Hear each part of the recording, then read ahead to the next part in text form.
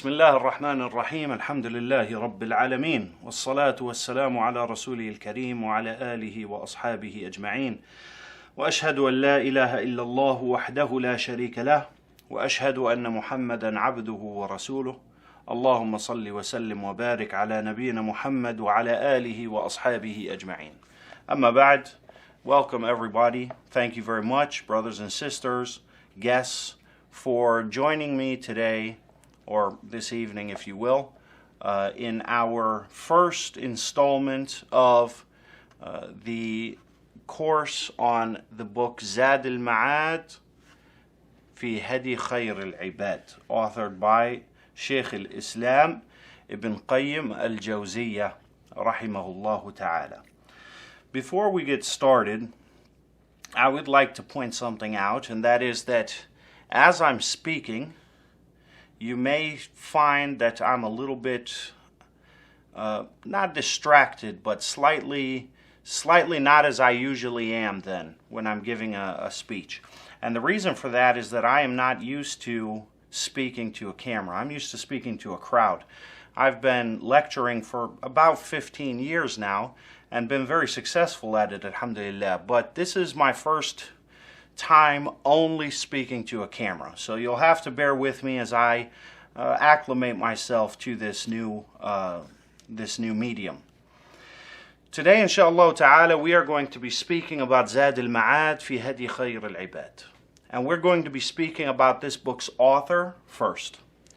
We want to speak about the author, and we want to speak about the book itself. It's important for us to know the author of any book that we read. It's very important. It's crucial. And this is something that many people skip. A lot of times there are introductions. The scholars of Islam throughout history, throughout the centuries, have made it a habit that they will write usually an introduction to their books, even if it is a brief one. And some have much longer introductions. Some introductions are so long that they are independently a book on their own, such as Hadi al-Sari, which is the first volume of Fath al-Bari, the explanation of Sahih al-Bukhari. It's an entire book on its own.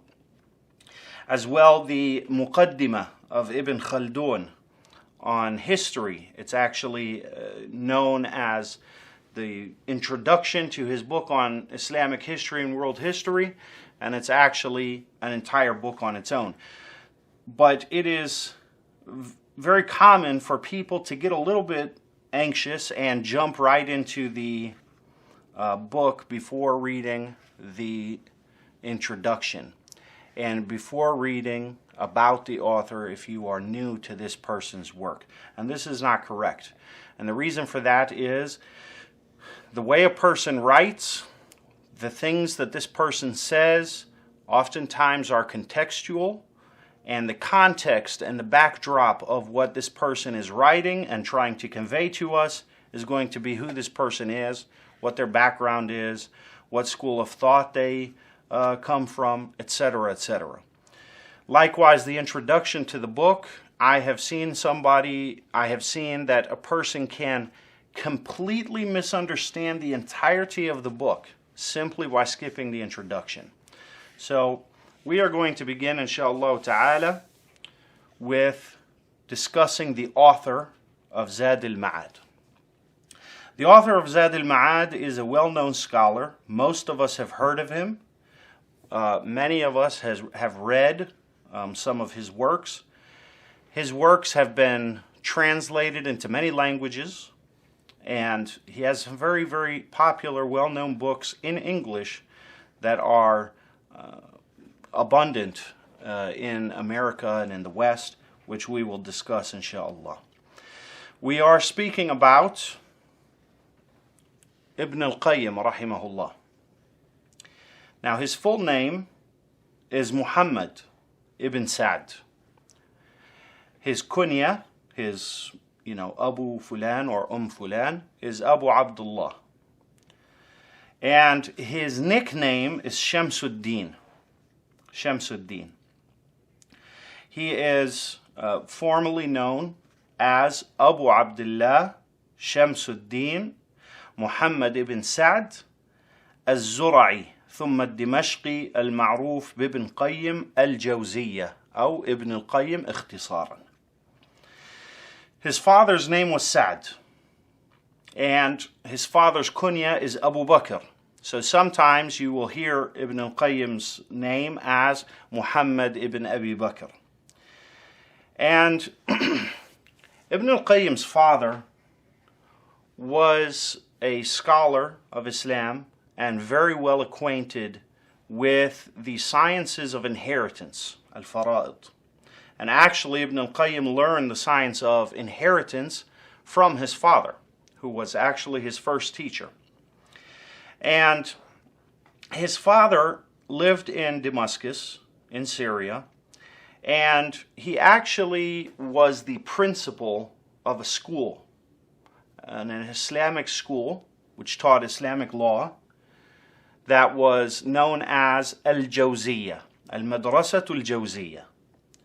And this school, he was so well known and such a fixture of the landscape of this school, and he was so influential in maintaining this school, he was later given the nickname Qayyim al-Jawziyah, the principal or the maintainer or the super, if you will, of al-Jawziyah school. And so by extension, his son, Muhammad, became known as Ibn Qayyim al-Jawziyah, the son of the principal of al-Jawziyah. And sometimes he is referred to as Ibn al-Qayyim, the son of the principal, or Ibn Qayyim al-Jawziyah, the principal of al-Jawziyah. Oftentimes, a little side note, there is a mistake that is made. People will say Ibn al-Qayyim al-Jawziyah. That is incorrect. If you say Ibn al-Qayyim al-Jawziyah, you have made the name of the school one of his descriptions, if you will. Grammatically, it is wrong. It is either Ibn al-Qayyim or Ibn Qayyim al-Jawziyah. Ibn al-Qayyim, rahimahullah, was born in the year 691. 691. And this is a very, very interesting time to be born. Why is that? Because it bridges two very great eras together, 691. You have the era of the 600s, the late 6th century after Hijrah, the early 7th century after Hijrah.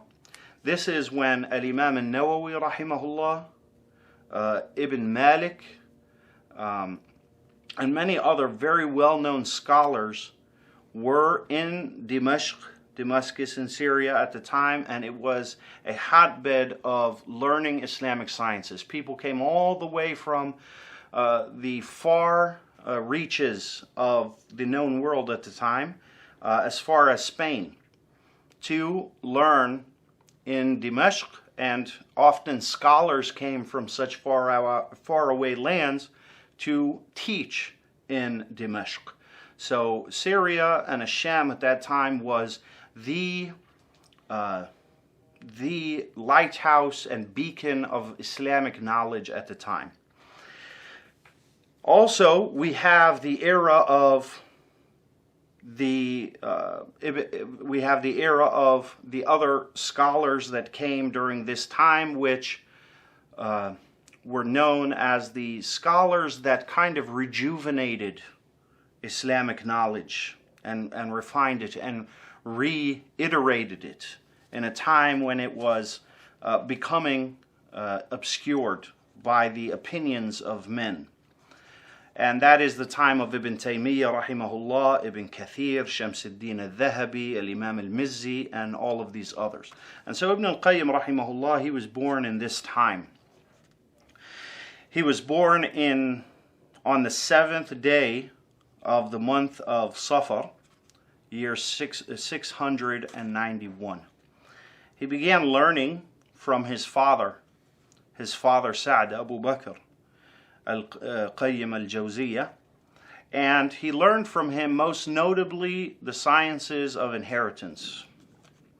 Ibn al-Qayyim, rahimahullah, from a very, very young age began to study And when I say young, I mean as young as 5 years old. He was known to begin to memorize works and books of scholars of his time. And this is not something which is unfathomable. It may be strange to us in our time, but Ibn Al-Qayyim rahimahullah is obviously very, very unique. He is an exceptional mind that only come about every now and then in human history. Ibn Al-Qayyim rahimahullah really began to seek knowledge officially in the year 697. So that puts us at 6 years old. He began to seek knowledge. And when he started to learn about Islam, he became more and more enthusiastic. And Ibn Al-Qayyim rahimahullah continued to learn until he came in contact with his most notable scholar, and the one who would have the most effect on the way he thought and the way he viewed Islamic knowledge and even the way that he viewed the world, and that is Shaykh al-Islam ibn Taymiyyah rahimahullah ta'ala. So Shaykh al-Islam ibn Taymiyyah, he passed away in the year 728 after Hijrah. Ibn al-Qayyim rahimahullah met Shaykh al-Islam ibn Taymiyyah in the year 712.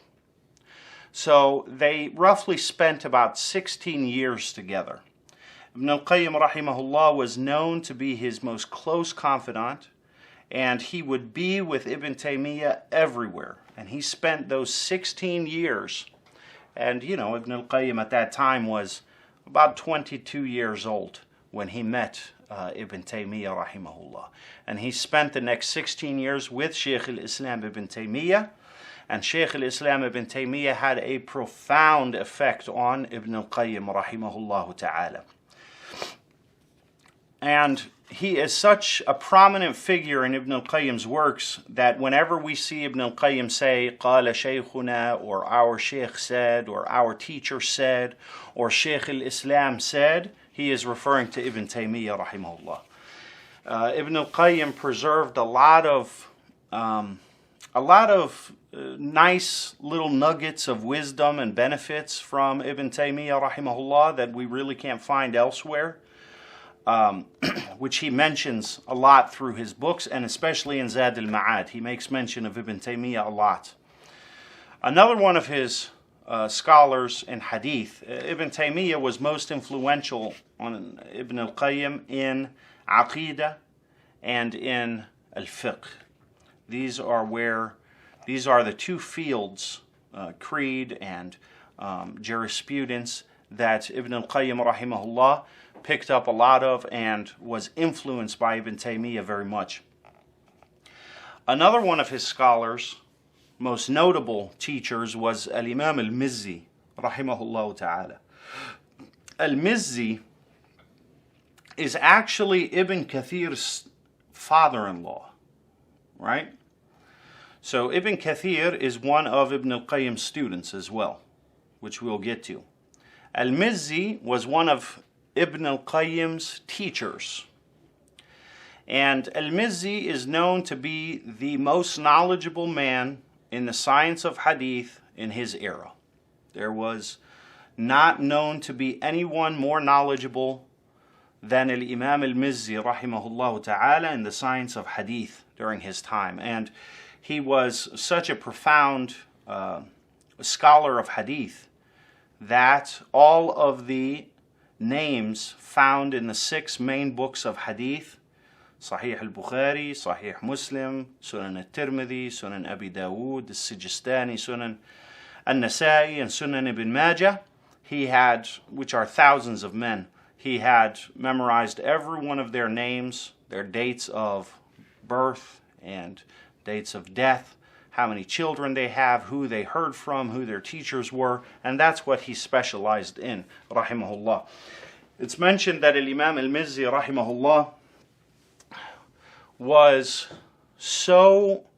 had such mastery in the science of hadith that he would sit in his chair to give his with his students, and the way they would do it at the time was they would take their books, that the students that they had written and gathered their narrations in, and they would read them to Al-Imam Al-Mizzi rahimahullah, and he would affirm that their narrations are correct and the wordings are correct and the names are placed properly, and he would give them their ijaza at that time, and this is how they did it. But Al-Mizzi rahimahullah had a habit of falling asleep during these sessions. So he'd be sitting in his chair and he would fall asleep, and the students, they would continue to read. Clearly he's sleeping. And subhanallah, even in his sleep, if the student would make a mistake in the wording or make a mistake in the name of one of the narrators, Al-Mizzi rahimahullah would come to attention and correct him. This is how well ingrained the science of hadith was in the mind of Al-Mizzi. So he was known to fall asleep during class, when giving class, and he was also known to be giving class even in his sleep, rahimahullah ta'ala. So Al-Imam Al-Mizzi is Ibn Kathir's father-in-law, and he had the biggest influence on Ibn Al-Qayyim and Ibn Kathir in the science of hadith, and rightfully so. When you hear Ibn Kathir in his tafsir say, our Shaykh said, he's speaking about Al-Mizzi, rahimahullah, usually for a ruling on a hadith. Ibn Kathir's mother-in-law was his teacher, or one of his teachers, in the recitation of the Quran. So he took some of his high asanid, chains of narration to the Prophet ﷺ of the Quran from his mother-in-law. And this is the kind of environment they were in. I mean, if we imagine that our in-laws would teach us hadith and the Quran, this is, obviously there's a disparity between that which is going on today and that which is then, but this is how it was in the time of Ibn Kathir rahimahullah. And so, these are his most influential shuyukh. Of course, he heard from many, many scholars, but these three are the most influential, the ones who had the biggest impact on his life and on his thought and on his methodology and his understanding of Islam. And that is his father, his first sheikh, Abu Bakr. Likewise, his second sheikh, Ibn Taymiyyah, and that is his main teacher, and also Imam Al-Mizzi rahimahullah in the science of hadith. He also has a lot of notable students, and we'll mention a few of them whom we will know as soon as we hear their name, and we may never have heard that these are actually Ibn al-Qayyim's students. One of them is Ibn Rajab al-Hanbali, rahimahullah. Ibn Rajab al-Hanbali, who has the very famous, known explanation on the 40 narrations of Imam al-Nawawi, Jami' al-Ulumi wal-Hikam. Ibn Rajab al-Hanbali is one of Ibn al-Qayyim's students, and he actually listened and recited Ibn al-Qayyim's Nuniyah in the science of Creed and Aqidah, more than 6,000 verses. Also Ibn Kathir, the great Mufassir, is Ibn al-Qayyim's student, and actually he was his most notable student. He was the one who was closest to him, and he was his very close confidant. He spent much time with Ibn al-Qayyim rahimahullah. Another is Al-Imam al-Dhahabi rahimahullah.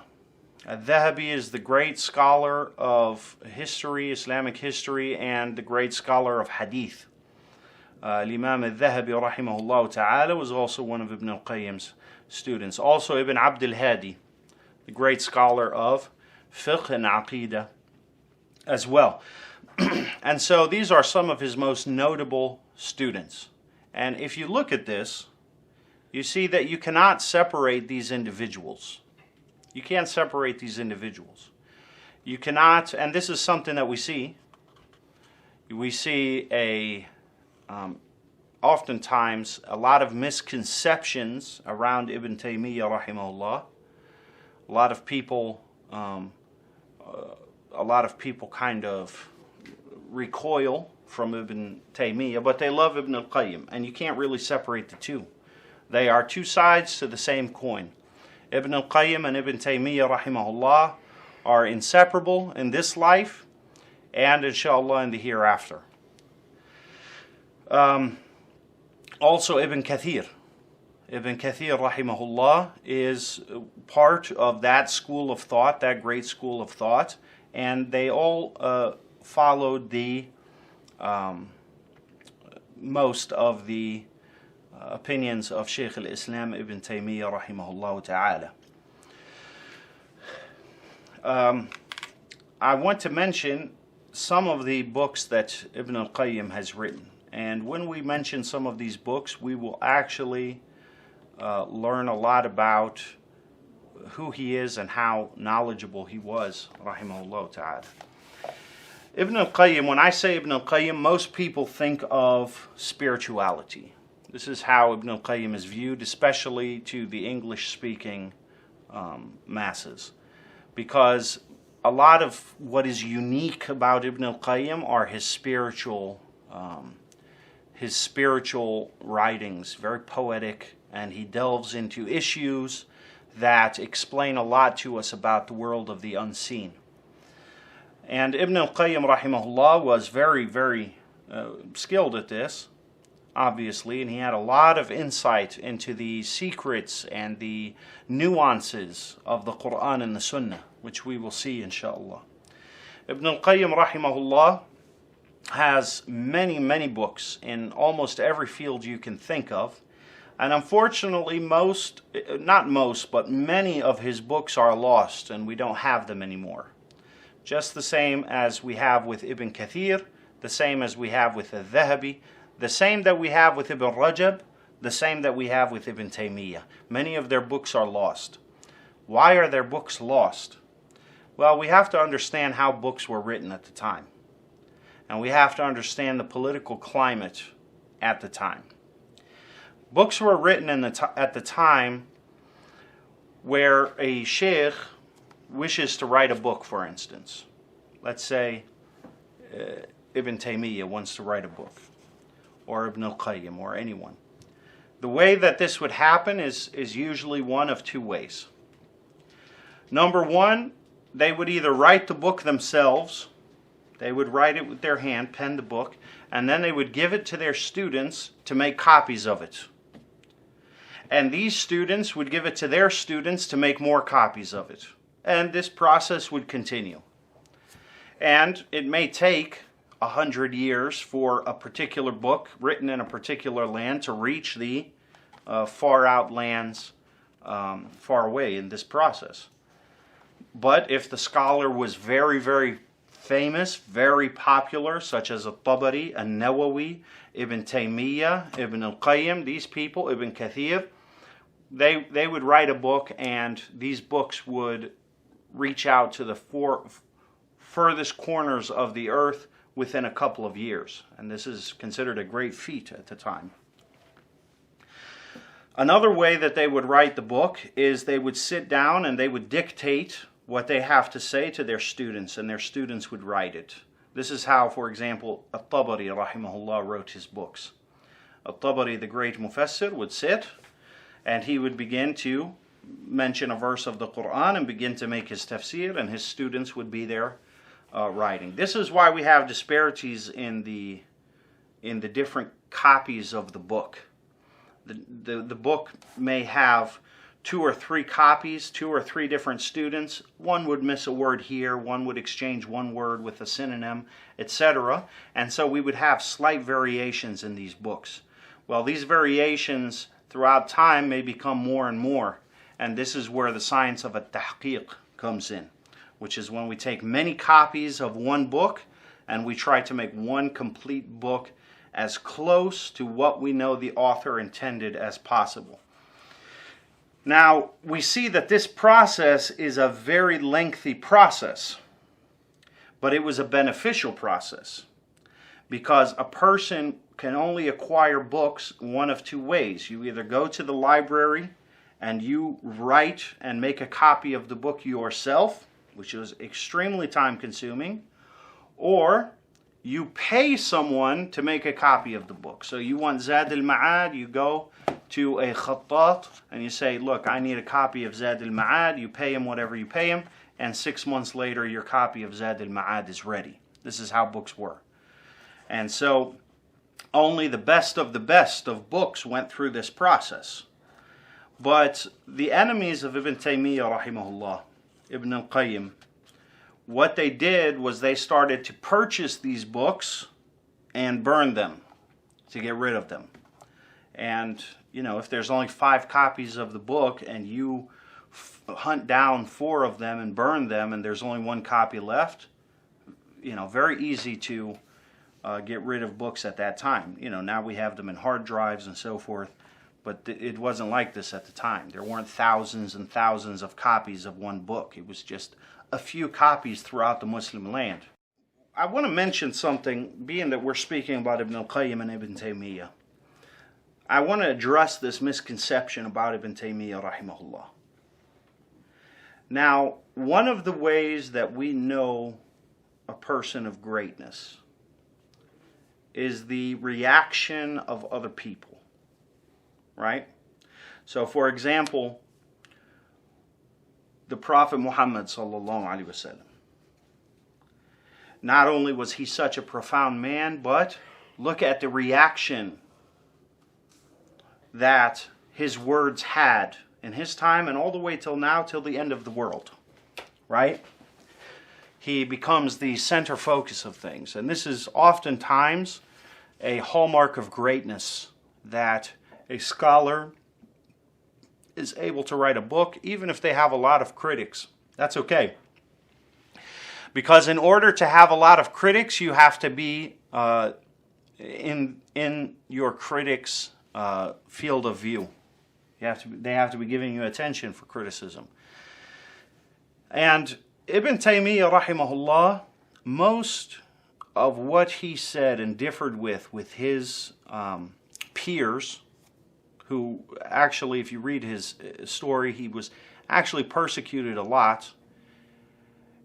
Most of the things that he differed with them on were issues that they would agree with him had they liked him as a person. This is a statement that Al-Dhahabi rahimahullah mentioned in his seerah of Ibn Taymiyyah. You have to remember that when peers speak of each other, these are human beings, right? So there are instances where one scholar may speak of another, and there is an element, if they are peers, there is an element of competition there, right? And scholars are not infallible. There can be instances of jealousy. We see what happened with Yusuf alayhi salam and his brothers. And this is not something that we are completely free of. We are always human.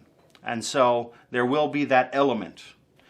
It is very dulled and it is very controlled and mitigated in the hearts of scholars who are true servants of Allah Subhanahu wa Ta'ala, but sometimes it is there. Ibn Taymiyyah rahimahullah was the kind of scholar that was 1 in a billion. He had a very, very sharp mind. He was extremely well read, and he was almost impossible to defeat in debate. And these traits here breed a lot of jealousy. They breed a lot of jealousy. And so a lot of his critics, a lot of it was jealousy. There was a lot of that involved. Another thing is that Ibn Taymiyyah rahimahullah was a wonderful person, very generous, very hospitable. But in the field of debate or the sciences, he was a completely different person, right? Shamsuddin al-Dhahabi rahimahullah, one of his students, the historian, he wrote a biography on Ibn Taymiyyah, very, very well written biography. And it was actually lost for many years, and It has been rediscovered in some obscure library and has been brought and seen the light of day recently in the last 10 years. And Shamsuddin al-Dhahabi rahimahullah, he mentioned about Ibn Taymiyyah. He said, كان يكرم ويهين في نفس المجلس. That Ibn Taymiyyah rahimahullah, he would honor you and also come off as smug and belittle you in the same sitting. What does that mean? Well, as a person, when you would sit with him, he's a very hospitable person with very good character. Yet, the way that he sees things so clearly, if a debate on a particular issue would occur, you may feel that he comes off as condescending. That was not his intention at all, obviously. And so, Ibn Taymiyyah rahimahullah was extremely well-focused in debate. Al-Dhahabi rahimahullah described him as كَأَنَّهُ لَيْث حَرْب. He was almost like a lion of war in debate. He was very focused and very aggressive in debate. And this breeded a lot of contempt and jealousy. Shamsuddin al-Dhahabi rahimahullah, he mentioned a statement which I found very interesting. He said, in more or less words, he said, if Ibn Taymiyyah had practiced a little mudara for his critics, if he had practiced a little bit of appeasement for his critics, right? A little give and take with his critics, and if he had been a little more gentle in the way that he spoke and the way that he articulated his opinions, كَادَ أَنْ يَكُونَ كَلِمَةَ إِجْمَاعٍ. He would have been agreed upon and he would have been agreed with across the board. No one could have disagreed with him had that been the case. A lot of the debates, a lot of the things that lasted, they are personal issues.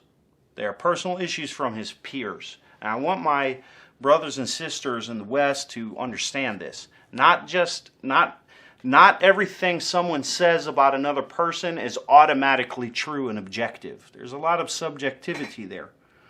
Ibn Taymiyyah rahimahullah ta'ala was differed with, and if you look for a problem, you will often find one. Now, what does that mean? A person may be jealous of another person. A person may feel jilted by another person. And so, if they are scholars, they will look to justify this from a religious or scholarly standpoint. And so they will kind of spiritualize their crusade or their vendetta. And so what ends up happening is we start having refutations of things which really should not be an issue of contention, an issue of debate. Or we have refutations of them fighting over semantics, right? This wording means this, and tit for tat, and this oftentimes is fueled by jealousy. And that is why in the science of hadith, one of the disciplines is learning how to identify jealousy between peers. And it has happened where one scholar of hadith will actually refute another. And it's not common. I don't want it to be as if like this is something that happens all the time and the scholars of Islam are just these No, this is not the case. But it does happen. And learning to identify these issues is very crucial. So, Ibn Al-Qayyim rahimahullah has a few books that he has written that are very influential. One of those books is Madarij al-Salikin, بين منازل إياك نعبد وإياك نستعين. This is a book that he wrote regarding the very deep spiritual aspect of our worship and journey to Allah Subhanahu wa Ta'ala. And in this book he had mentioned different phases or levels that a person goes through different phases and levels of worship that a person will go through on his journey to salvation and learning about Allah subhanahu wa ta'ala. Very profound book. Another is Muftah Dar al-Sa'ada. And this is a book which is regarding the Rubia of Allah subhanahu wa ta'ala. And that is the actions of Allah. And there is a lot of reflection in this book about the creation of the heavens and the earth and so forth. And there is a lot of dispelling that he does in this book of different philosophical debates and debates of logic, and he discusses mythology, and he discusses superstition, and he gets into this very deeply. Very profound book as well. Another of his books that is very, very well known is Hadi al-Arwah. Hadi al-Arwah ila Bilad al-Afrah is a complete description of paradise according to the Quran and Sunnah, from beginning to end. Also, he has other books such as Jala' al-Afham في الصلاة والسلام على محمد صلى الله عليه وسلم خير الأنام, which is a book all about the virtues of making a salah upon the Prophet صلى الله عليه وسلم. الجواب الكافي لمن سأل عن الدواء الشافي, also known as الداء والدواء. This is a book that is known informally as the illness, the ailment, and the cure. This book is actually a fatwa. That's all the book is. Somebody sent him a question which was about a paragraph long. The gist of the question is, our sheikh, a man tries to be a good person. He has a sin that he continues to do. He knows that this sin is wrong. He wishes to leave it off, and he understands that this sin will mark his destruction in this life and the hereafter, but he continues to do this sin, and it is eating him up. What is the problem? Why can't he leave it off? And Ibn Al-Qayyim rahimahullah writes this fatwa, which is actually turned into a very lengthy book, over 200 pages.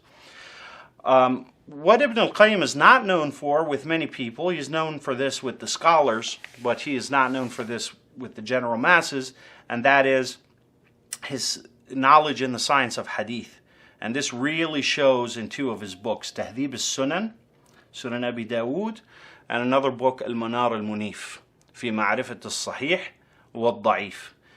These two books, we see just how deep his knowledge runs in the science of hadith. Very profound. And he has other books like Ighathat al-Lahfan, which speaks entirely about all of the methods that a shaitan employs in order to take the human being astray. Very influential book as well. The book that we're going to speak about today is Zadul-Ma'ad, and this is the book that we are going to be having this series on. To finish up, we're going to give a little bit about this book. Zadul-Ma'ad literally translates to provisions for the appointment. Provisions for the appointment. What is the appointment? Meaning the day when we meet Allah subhanahu wa ta'ala, the appointed time, the appointed meeting with Allah Rabbil Alameen, when we will be brought before Him and judged by Him subhanahu wa ta'ala. And so Allah subhanahu wa ta'ala said in the Quran, وَتَزَوَّدُوا فَإِنَّ خَيْرَ الزَّادِ التَّقْوَى. And take provisions for your journey, and the best of provisions is righteousness. This is what Allah subhanahu wa ta'ala has mentioned in the Quran in Surah Al-Baqarah discussing Hajj. Now notice here, when He discussed Hajj in the Quran in Surah Al-Baqarah, He said, وَتَزَوَّدُوا فَإِنَّ خَيْرَ الزَّادِ التَّقْوَى. He said, and take provisions for your journey, meaning to Hajj in this life, and the best of provisions for the bigger picture, the greatest of journeys, is righteousness for your true journey that you are upon as a human being, and that is your journey to the meeting of Allah subhanahu wa ta'ala. And so Ibn Al-Qayyim wrote this book on his way to Hajj. This is when he wrote this book. And he wrote this book from memory. And he named this book Zadul-Ma'ad in accordance with that verse. He named this book The Provisions for the Appointed Day. So this book acts as provisions of how to express our taqwa of Allah Subhanahu wa Ta'ala on our journey to salvation. He wrote this book from memory, and he dedicated this book to the Prophet Sallallahu Alaihi Wasallam. What I mean by dedicated, meaning dedicated the subject of the book to the Prophet Muhammad Sallallahu Alaihi Wasallam. So this book is actually a very lengthy book. It's usually 5 volumes in its original form. And a lot of the things that Ibn Al-Qayyim says, a lot of the treatises that we see that are printed and little books that are printed, they're actually derived from Zadul-Ma'ad. They're chapters or parts that are taken out and independently published. One very namely portion is the 4th volume of Zadul-Ma'ad, which is known as At-Tibb An-Nabawi. At-Tibb An-Nabawi, the Prophetic Medicine, which is everywhere in all languages, and probably in every house of every Muslim in America. This book is actually the 4th volume of Zadul-Ma'ad, where he discusses the way that the Prophet ﷺ would treat illnesses of the heart, of the mind, and the body. Zadul-Ma'ad has other portions, but really Zadul-Ma'ad follows a rough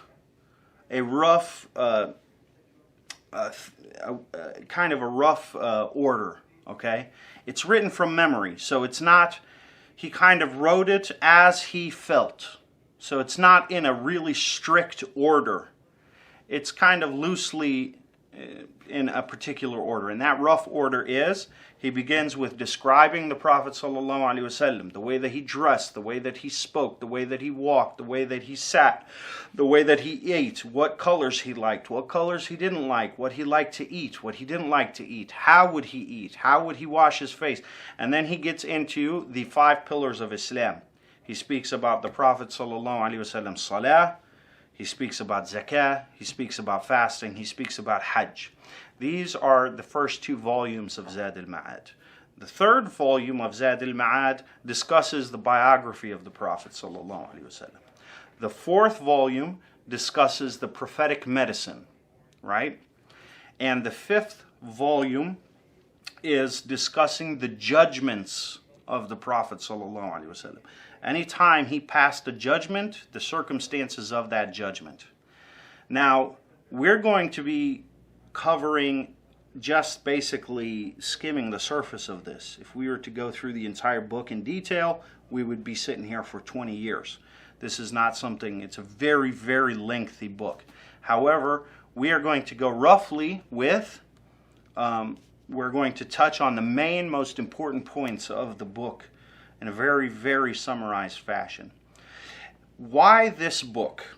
There are many books on this subject. Why this book? The reason is that this book, Ibn Al-Qayyim gave us exactly why he wrote this book and what the point of this book is. He mentions in the introduction of Zadul-Ma'ad that this book is dedicated to the way that the Prophet ﷺ did things. We are not discussing the difference of opinion amongst scholars of Islam on individual issues. This is not what the subject of the book is about. The subject of the book is what the Prophet ﷺ was narrated to have done, to have said, to have affirmed. This is the subject of the book. And he mentions that the scholars play an important role in the guidance of humanity. And that role, he mentions, is similar to the role of the stars. If we wish to make salah, and we are going to basically end with this, and next week, inshallah, we are going to begin the actual book. He gives us a parable. He says, the scholars of Islam are like the stars of the sky.